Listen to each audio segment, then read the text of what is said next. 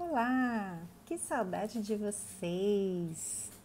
Hoje eu vim aqui para contar mais uma historinha de Jesus, que é aquele amigo querido que está com a gente nesse momento, está com a gente o tempo todo, né? Mas que nesse momento, né, de confinamento, ele está mais ainda pertinho da gente. E para que a gente não esqueça dele, eu vim contar uma historinha também para vocês. Ela se chama Caridade Verdadeira. Naquele dia, a pequena Isabel trouxera uma companheira para ouvir a história da vovó. Era Leda, vizinha que morava do lado direito da rua. Leda era mais velha 2 anos que Isabel. Mostrara-se interessada por tudo quanto a amiguinha lhe contara, com relação às belas narrativas da vovó. Muito educada, a pequena pergunta à bondosa velhinha: "A senhora não se incomoda que a gente participe das sessões de histórias?" "Pelo contrário, minha filha, até me sinto satisfeita por saber que existem meninas que se interessam pela vida de Jesus." "Oh, vovó, se é assim, eu sei de um punhado de meninas que na nossa rua que viria correndo para ouvir a senhora." "Pois você está intimada a trazê-las." "Agora posso ir correndo." "Não, querida, amanhã você vai trazer essas meninas.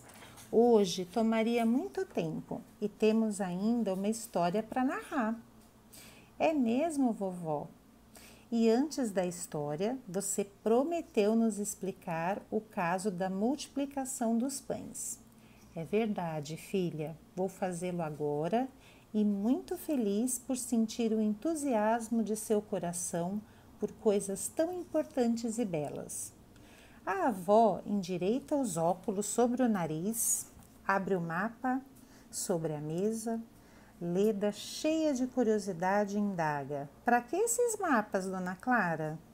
"São mapas da Palestina, um antigo e outro atualizado. Vou precisar de ambos daqui a pouco." "Vovó, a senhora já vai se esquecendo de explicar de novo o fato dos pães?" acentua a apressada Isabel. "Não, querida, eu não me esqueceria de uma coisa tão importante. Escute, você se lembra da maneira como descrevi a multiplicação dos pães?" "Todinha, vovó. Como hei de esquecer uma coisa que me impressionou tanto e que não pude entender?" "Pois muito bem. Nada existe nos grandes fatos operados por Jesus que não possa se explicar. Estão todos enquadrados nas leis naturais." E a terna vovozinha prossegue: "Quando o mestre disse aos discípulos: 'Dai vós de comer a essa gente', expressou ele uma verdade profunda. Conhecedor que era de todos os segredos da natureza, podia organizar a matéria, desintegrando os elementos necessários na própria fonte de energias, que é a natureza. Naquela hora, o povo faminto teria pão e peixe à vontade, pois o Cristo iniciou o trabalho de manipulação dos fluidos existentes na atmosfera, usando de um poder que só ele possuía." "Para que serviam esses fluidos?" indagou Leda, muito comportada no seu canto. "Para organizar os pães e os peixes necessários para matar a fome de toda aquela multidão." "Puxa vida, mas que trabalho, hein, vovó?" disse Isabel, novamente impressionada. "Sim, filha, um esforço que somente o amor pode justificar. É necessário que a grandeza do sacrifício do Cristo seja entendido, a fim de que o nosso respeito e gratidão se ampliem e principalmente cresçam em nós os propósitos de servir o nosso semelhante." "E a outra história, vovó?" "Vou iniciá-la, para que tenhamos tempo de concluí-la." Assim dizendo, dona Clara chamou a atenção das duas meninas para as cartas geográficas, que são os mapas, estendidas sobre a mesa. Venham, queridas, aqui se encontram os roteiros que utilizaremos hoje na viagem ao passado. Isabel vai me apontar neste mapa atualizado o ponto exato onde se encontra Jericó. A menina observou longamente o mapa e afirmou muito séria: eu não vejo nenhuma Jericó, a senhora deve estar enganada. Leda correra para junto da amiga para auxiliá-la naquela agonia. Mas também ela, apesar de mais adiantada na escola, sentiu os embaraços da hora e não conseguiu. Dona Clara, percebendo o desgosto das meninas, alongou o indicador num ponto do mapa. El Arian! Exclamaram as duas meninas a um só tempo. Que nome esquisito, acentuou Isabel. Isso mesmo, continuou a boa vovó. El Arian é a Jericó dos tempos de Jesus. Aquela mesma Jericó florescente, situada num dos tributários do Jordão. Era a segunda cidade da Palestina. E hoje deve ser a primeira, não é, vovó? Perguntou inocentemente Isabel. Não, filha. El Arian é hoje uma povoação de 600 habitantes. Não diga, vovó, por que se deu isso? Filha, no outro dia falaremos mais detalhadamente sobre esse assunto.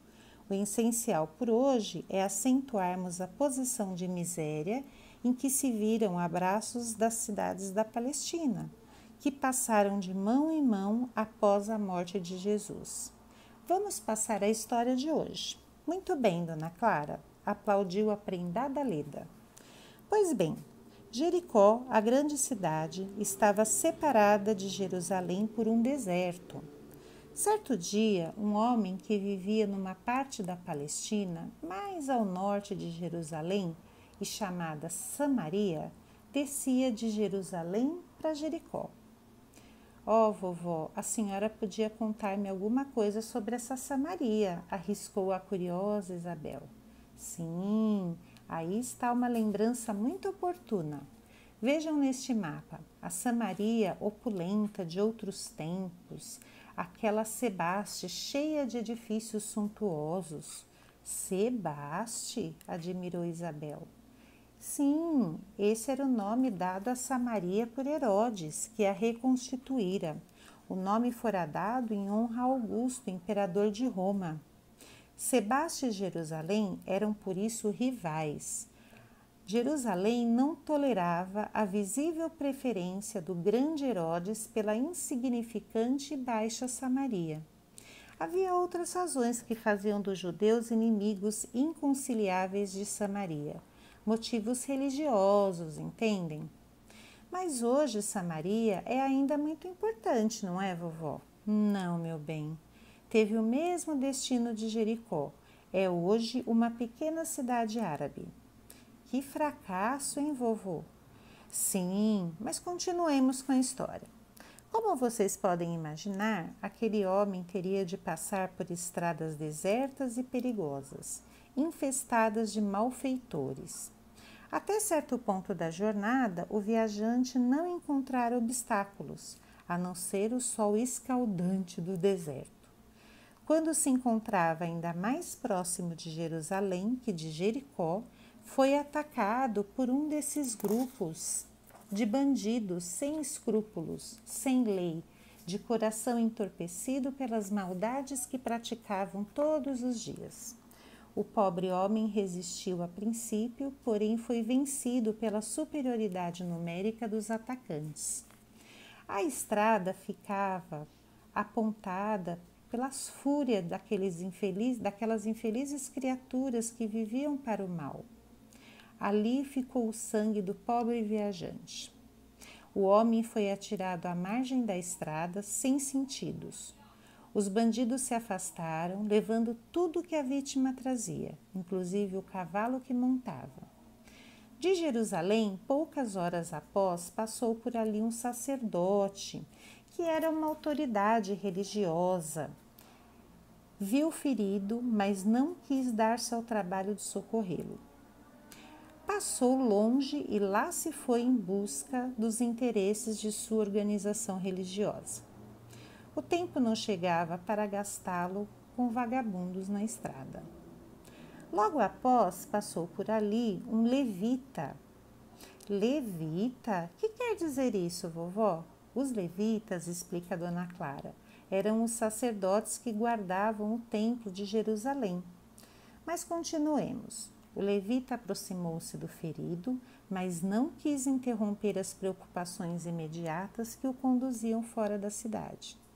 Que homem sem caridade, hein, vovó? Realmente.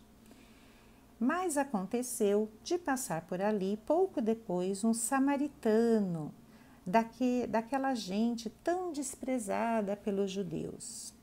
O samaritano, ao avistar o ferido, desceu do seu cavalo e correu ao encontro do pobre homem que permanecia caído na estrada. Com o coração cheio de terno interesse pelo aquele pobre infeliz, tomou do óleo que trazia e fez os primeiros curativos nos ferimentos. Confortou o ferido com o vinho que trazia por parte das suas provisões. Depois, conduziu o ferido para uma hospedaria mais próxima. Após recomendá-lo com insistência ao hospedeiro, pagou adiantado as despesas. Despediu-se e prometeu voltar logo, efetuando o resgate da dívida restante. Que homem generoso, hein, Dona Clara? Disse a Leda com entusiasmo. Não disse a você que vovó sabe histórias muito bonitas? Acrescentou Isabel ao notar o interesse de sua companheira. Dona Clara, a sua história é mesmo belíssima. A história não é minha e não está terminada. Amanhã concluiremos. Não é da senhora, vovó? De quem é então? É de Jesus, filha. Esse nome despertara um mundo de cogitações no coração das meninas. Beijaram a querida velha e saíram, levando a certeza de que no dia seguinte teriam outras horas de encantamento. E assim terminou a historinha que a vovó contou para a netinha e para as amigas da netinha. Espero que vocês tenham gostado e que vocês possam pensar em como é importante a gente muitas vezes parar por alguns minutinhos para ajudar as pessoas que estão perto da gente. Às vezes nós passamos ao lado daqueles que estão precisando e a gente nem percebe, a gente não quer ajudar, mas eles estão ali, né, esperando a nossa ajuda. E se um dia fosse a gente que estivesse ali machucado, precisando de ajuda também, né? Será que a gente também não gostaria que alguém pudesse parar para nos dar atenção? Que tal a gente aproveitar e fazer isso durante essa semana? Um beijo, meus amores. Tchau, tchau.